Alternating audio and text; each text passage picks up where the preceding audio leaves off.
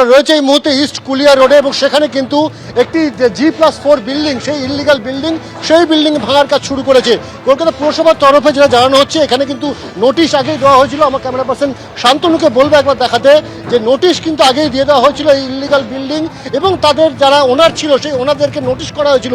401-এ প্রথম নোটিশ করা হয় এবং তার পরবর্তী সময় হিয়ারিংয়ের জন্য ডেকে পাঠানো হয় এবং তাতেও যখন তারা উপস্থিত হননি পরবর্তী সময় বিল্ডিং ভেঙে ফেলার সিদ্ধান্ত নিয়েছে কলকাতা পুরসভা। তুমি দেখতে পাচ্ছ রাজু নস্কর, আশুতোষ নিয়োগী সহ অন্যান্যরা যারা এই বিল্ডিং বানিয়েছেন তাদেরকে কিন্তু নোটিশ করা হয়েছিল 401-এ।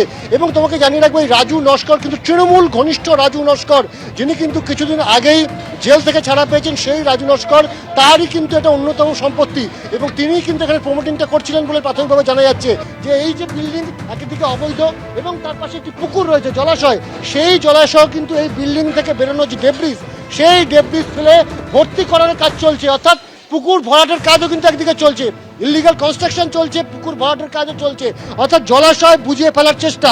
কিন্তু প্রশ্ন হচ্ছে যে কলকাতা পুরসভা কি এতদিন পর্যন্ত এই গোটা বিষয়গুলোর দিকে নজর দেয়নি? এখানে কিন্তু মণি দাসী, মালিনা ঘোষ এবং বঙ্কু ঘোষ এবং সহ অন্যান্যরা তারা কিন্তু এই বিল্ডিংটি বানাচ্ছেন। স্থানীয়রা যেটা বলছেন, ক্যামেরার সামনে কেউ মুখ খুলতে না চাইলেও, যে এই যে জায়গায় বিল্ডিংটি হচ্ছে সেখানে দুটি টালির চাল ছিল এবং গত 22শে নভেম্বর কলকাতা পুরসভার তরফে কিন্তু এখানে ইন্সপেকশন করা হয় এবং স্টপ ওয়ার্কের নোটিশ দেওয়া হয়। তারপর থেকেও কিন্তু এই ইলিগাল বিল্ডিং সেটা কিন্তু দাঁড়িয়ে রয়েছে। দুটি বিল্ডিং, এই বিল্ডিংটি ভাঙা হচ্ছে, এই বিল্ডিং থেকে পাশের বিল্ডিংয়ের দূরত্ব এর মধ্যে 3 ফুট দূরত্বও নেই, অর্থাৎ একেবারে অবৈধভাবে তৈরি করা হয়েছে। এবং বিভিন্ন জায়গায় আমরা দেখতে পাচ্ছি যেখানে কনস্ট্রাকশন হয়েছে তার পাশে কিন্তু মাটি কিন্তু কার্যত ভেতরের দিকে ঢুকে গিয়েছে, অর্থাৎ একেবারে কিন্তু অত্যন্ত বিপজ্জনকভাবে কিন্তু এই বিল্ডিং তৈরি করা হচ্ছে এবং কোথাও কোনো ছাড় দেওয়া নেই। আমি আরেকটু এগিয়ে আসতে বলবো, পিছনে যে ওয়াল ছিল, অর্থাৎ এই যে প্রিমিসেস, সেই প্রিমিসেসের যে ওয়াল, এইটা হচ্ছে ওয়াল থেকে কিন্তু একেবারে 1 ফুটও জায়গা ছাড়া হয়নি, অর্থাৎ মাত্র কয়েক ইঞ্চি জায়গা ছেড়ে নতুন করে বিল্ডিং তুলে দেওয়া হচ্ছে।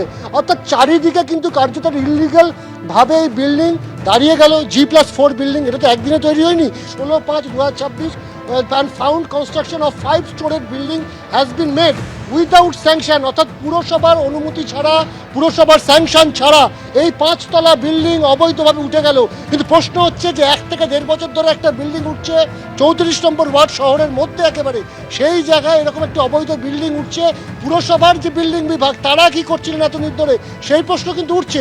এবং একই সঙ্গে 34 নম্বর ওয়ার্ডের যে তিনি তৃণমূল কাউন্সিলর রয়েছেন তার ভূমিকা নিয়েও কিন্তু প্রশ্ন থাকছে, কারণ এই যে বিল্ডিং প্রায় 1 থেকে 1.5 বছর ধরে হচ্ছে, তিনি কি কিছুই জানতে পারেননি? এই প্রশ্ন কিন্তু স্বাভাবিকভাবে উঠছে।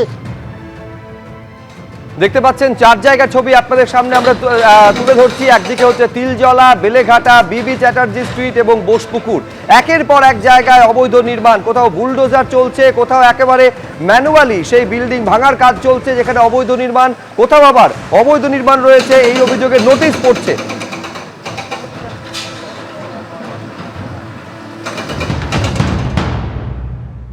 এই মুহূর্তে আমরা যেখানে দাঁড়িয়ে রয়েছি সেই ঠিকানা হচ্ছে প্রেমাইসেস নাম্বার B/34/H, এইখানে আমরা রয়েছি বারবারি তলায়। দেখতে পাচ্ছ এই যে বিল্ডিং, এই বিল্ডিংটা ইললিগাল, বেআইনিভাবে তৈরি করা হচ্ছে এবং সেই নোটিশ এখানে সার্ভ করা হয়েছিল, সেখানে ভাঙার কাজ চালানো হচ্ছে।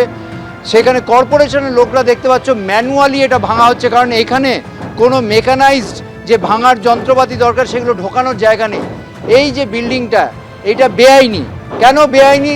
সেই অর্থে তারা যেটা বলেছেন যে এখানে পাশাপাশি দুটো বিল্ডিংয়ের যে জায়গা খুবই কম। আমরা দেখতে পাচ্ছি এখানে যন্ত্রপাতি বা যেগুলো দিয়ে ভাঙাচোরা করা যায়, বুলডোজার ইত্যাদি কিছু ঢোকানো যাচ্ছে না, ফলে ম্যানুয়ালি ভাঙাচোরার কাজ করা হচ্ছে। এবং এইখানে এই বিল্ডিংটা যে বেআইনি সেটা নোটিশ দেওয়া হয়েছিল, শুধু একটা নোটিশ নয়, পরপর 2টো নোটিশ সাটানো হয়েছিল। আমার সহকর্মী দীপ্তেন্দু চক্রবর্তী দেখাচ্ছে এবং নোটিশে স্পষ্ট করে বলা হয়েছিল যে 23 তারিখ তাদের হিয়ারিংয়ের ডেট আছে। 23 তারিখ অর্থাৎ গতকাল তার হিয়ারিংয়ের ডেট ছিল এবং সেই হিয়ারিংয়ে তারা যে শোকজের যে উত্তর সেগুলো সন্তোষজনক হলে তারা অবশ্যই এই ভাঙার কাজ করতেন না। এখানে আমরা দেখতে পাচ্ছি যে ভাঙার কাজ চলছে, যে বিল্ডিংয়ের পাশাপাশি একদম আরও বেশ কিছু বিল্ডিং রয়েছে যার মধ্যে আইনত যে দূরত্ব থাকার কথা সেই দূরত্ব নেই এবং অগ্নি নির্বাপনের জন্য কোনো যে ফায়ার ইঞ্জিন, ফায়ার ব্রিগেড তারা যে আসবে তারাও আসতে পারবে না, নানাবিধ সমস্যা রয়েছে এবং সেই কারণে এই বেআইনি বিল্ডিংটি ভাঙার কাজ চালানো হচ্ছে।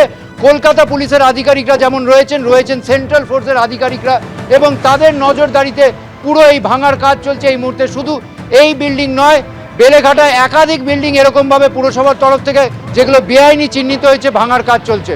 ক্যামেরায় দীপ্তেন্দু চক্রবর্তীর সঙ্গে ঝিলম করঞ্জাই, এবিপি আনন্দ, কলকাতা। এবিপি আনন্দ, এগিয়ে থাকে, এগিয়ে রাখে।